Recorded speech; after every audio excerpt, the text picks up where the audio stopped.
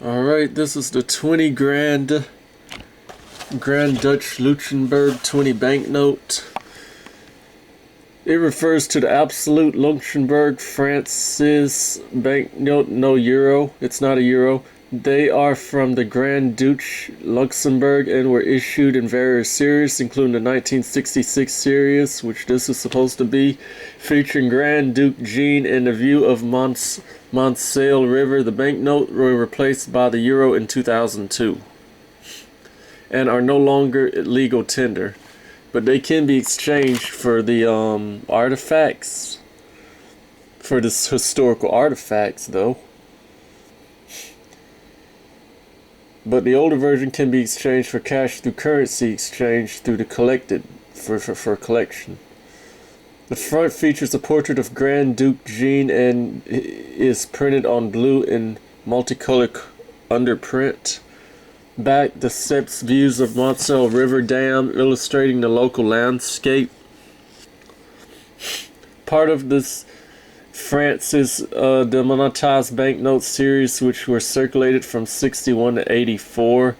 In 1943, World War I issued a purple and green banknote feature a portrait of Grand Duchess Charlotte and a farmer with a sickle and corn on the reverse. In 1950s issues, another series from Grand Duke Luxembourg features Grand Duchess Charlotte in different landscapes. And these can no longer be spent over there. They're no longer used in circulation.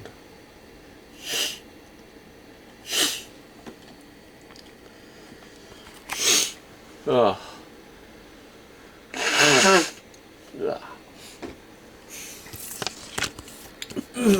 I got some information here. Although less than 1,000 square miles in the area, smaller than Rhode Island. So this country's smaller than Rhode Island. The Grand Duchy of Luxembourg boasts political and economic importance of far in excess of its small size. Statistically local in the heart of Europe, surrounded by France, Germany, and Belgium, tiny Luxembourg steadfastly endured invasion and occupation by no fewer than 5 northern European countries. So they endured invasion by no fewer than 5 northern European countries, which included powerful Germany in both world wars.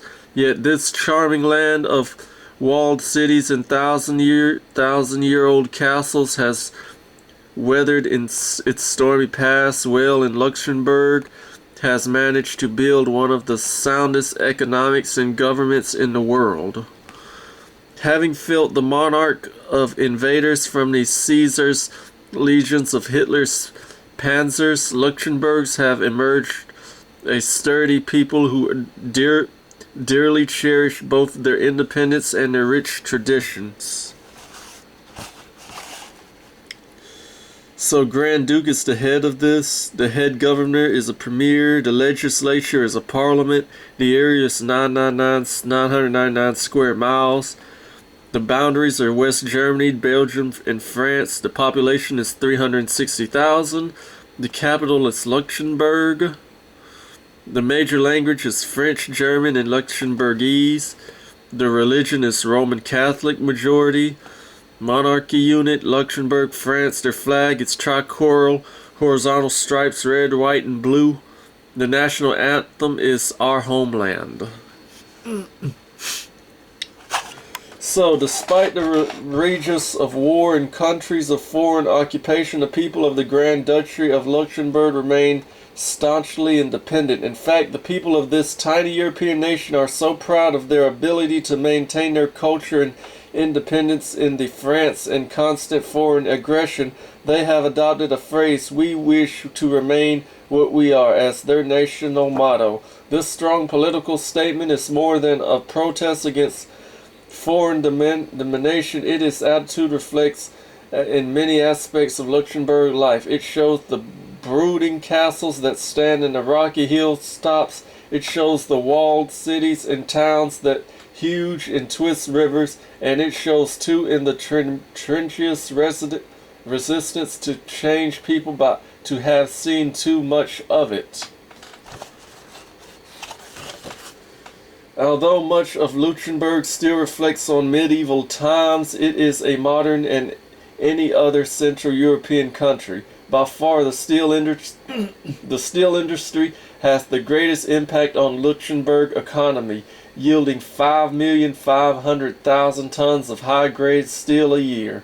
With a gross annual production worth over $600 million, Luxembourg's steel industry is the third largest in Europe. Steel has also propelled the Grand Duchy into a viable economic picture. Luxembourg now has one of the world's highest standards of living, with unemployment virtually non-existent.